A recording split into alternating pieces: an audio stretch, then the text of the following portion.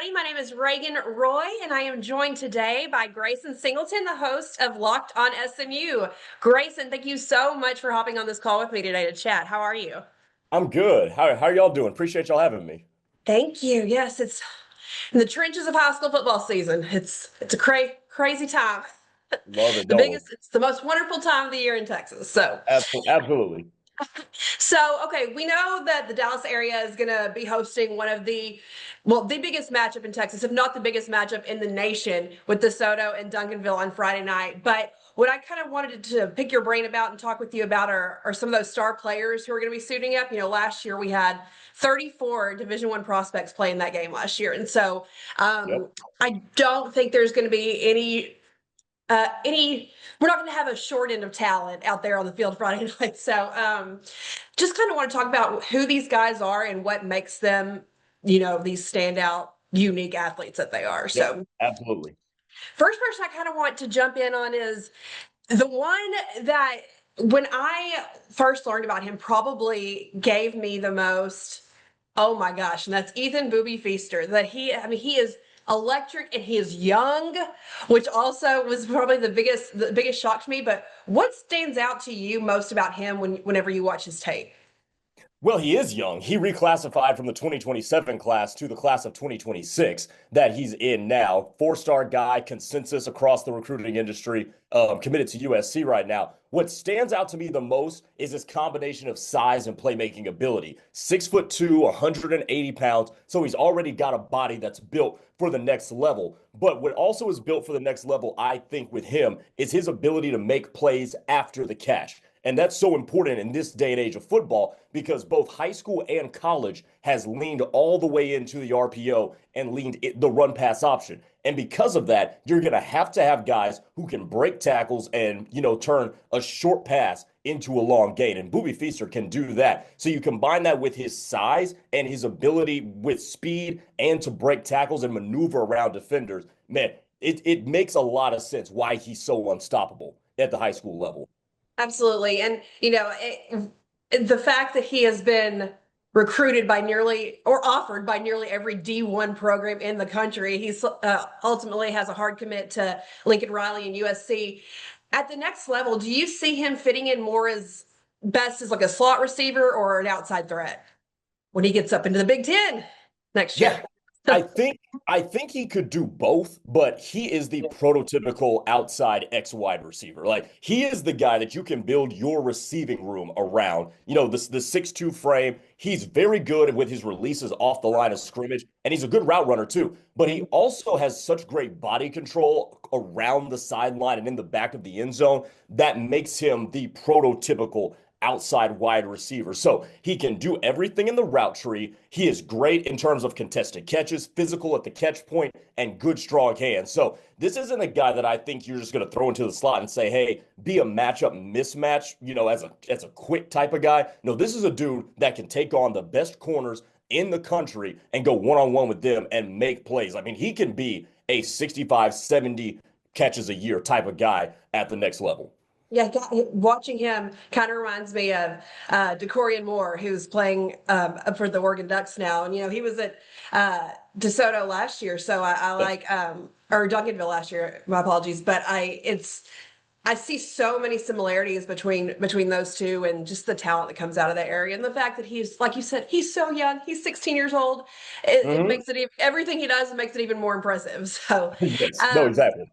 okay, so we've also got SaRod Baker. He's been a consistent kind of workhorse for DeSoto. What makes him such an effective ball carrier? His vision, he has really good vision once he gets the ball in terms of finding the holes and knowing when to hit the holes, setting up his blocks and things like that. He is a very slippery dude as well. So even in tight spaces where you're running between the tackles, he's very hard to get a real good shot on. And then obviously he's going to have that speed that all top end running backs are going to have. But just the wiggle that he has and his ability to also run over you as well, because there's not a whole lot of guys with the combination of size and strength and speed and agility. He's Mhm. got all three of those. 5'11", 195 pounds, can run over you, can run around you. Like that's what makes him so special is that he can do it all for this DeSoto team.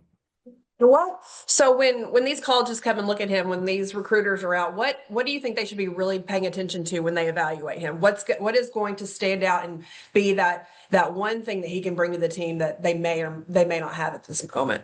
Well, he's currently trending toward TCU. He's been trending in the recruiting industry toward TCU for a couple of weeks now, and they've got a creative offensive coordinator in Kendall Briles. And one thing that really stands out about him, excuse me, is his positional versatility. Now, he plays a lot of running back, but there's a lot of tape where he lines up in the slot as a wide receiver. So he's very good catching the ball out of the backfield. He's good at sensing space in terms of route running and not. He's not the most polished route runner, but he's a running back, so he doesn't need to be. But the fact that he can line up out there and be comfortable and put that on tape, especially with him catching the ball as a wide receiver, if you have a creative offensive coordinator, the sky is the limit for what you can do with this kid because of how versatile he is.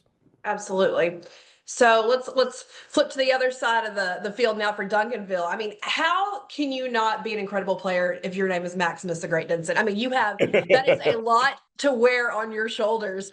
Just the name in itself, it's amazing. Absolutely love it. Reminds me of Lil Jordan Humphrey. I wish they would have been on the team together, and that would have just been the best roster ever. But he's still a young quarterback, but he's been showing plenty of poise this year as the play caller. So, what stands out to you most about his play this season so far? How quickly he processes information and makes quick, good decisions with the football. And you'll see this a lot on tape. And again, you need a quarterback that can do that in the modern age of the RPO heavy offenses that both high school and college run. You got to be able to make those reads quick and distribute the ball at just even quicker. And he's got a quick release. He's very accurate throwing the ball, whether it's inside the numbers or toward the boundary. He very rarely misses his spot. So when you see a guy that young who can process information that fast and then make the requisite decision even faster, that's going to be something that catches the eye of college scouts. Is he up there in the rankings, in the top rankings, top echelon of the 2027 quarterbacks in Texas? No, he's not there yet. He's still got some polishing as a passer that needs to get done. But in terms of upstairs, which is a big part of playing the position of quarterback, he's got that down. Okay, and that kind of feeds into my next question, but you kind of touched on that he has not hit that upper echelon of the top tier, top 1% quarterbacks in Texas. We know that quarterbacks in Texas are a rare breed. So what do you think?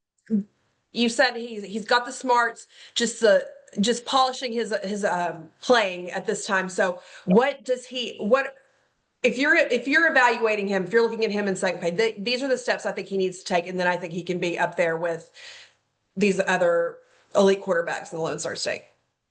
Yeah, well, those other elite quarterbacks in the 2027 class, you're talking about Westwood Palestine High School's Kavian Bryant, Flower Mound Marcus's Colton Nussmeier, who's committed to LSU or trending toward LSU right now. What you're looking at those guys there's an electricity about them that takes their teams over the top. And I don't think Maximus Denson has hit that quite yet. Now, is he athletic? Yes, he is. I think he needs to do a little bit more with the athleticism. And again, there's some mechanical things that need to be polished out in terms of him as a thrower of the football. But he's got the raw talent. He has the raw physical traits at 6'2", 190 pounds, I think is what he's at right now. Strong kid also, too. So he's got the physical makeup and the requisite tools to be that quarterback. There's some mechanical things that need to be ironed out, and I would like to see him use his athleticism as a playmaker a little bit more. Absolutely. And, there's going to be so many eyes on this game on Friday night, not just in Texas, but across the nation. People wanting to know, how is Feaster going to do when he goes to LA next year? People from across the country are going to be watching this game because it's just got so much appeal to people who just love college football, love high school football. So what do you think these three players can do on Friday night to really stand out and separate themselves from the masses? Honestly, in our social media driven world these days, it's just make plays. Like just be yourself and make plays. For Boobie Feaster, he's going to be a tough cover no matter who goes up against him on the Duncanville Panthers side. He's going to be a guy who can win those jump balls. He's going to catch some passes in space and make plays in the open space. If you are if you're the DeSoto running back, excuse me, just continue to wear down that Duncanville defense and hopefully during the game as the game wanes and attrition starts to kick in, you can be a guy who gets stronger as the game goes on and make your presence known there because Duncanville known for really good front sevens, front sixes, whatever it happens to be. If you can make your mark on that, that's going to be something that stands out in the national world. And if you're Maximus Denson, man, just continue to distribute the football, do what you do best, make good decisions. Because I'll tell you one thing, coaches at the college level love a quarterback that can process and make good decisions. So if he can continue to do that, that will continue to catch the eyes of more and more prominent people. Amazing. Well, thank you so much for joining us today. I'm so excited to watch this game. I will be in Alaska, but I will be watching it, streaming it from Alaska on WFAA Plus. So it was great to have you on, and hope we get to talk to you soon again. Appreciate y'all. Absolutely. Will do. Anytime. All right. Make sure you guys don't miss our Texas high school football game of the week, the DeSoto Eagles and the Duncanville Panthers. Pre-game coverage will start at 6:50 p.m. So download our app on your smart TV and stream it live for free.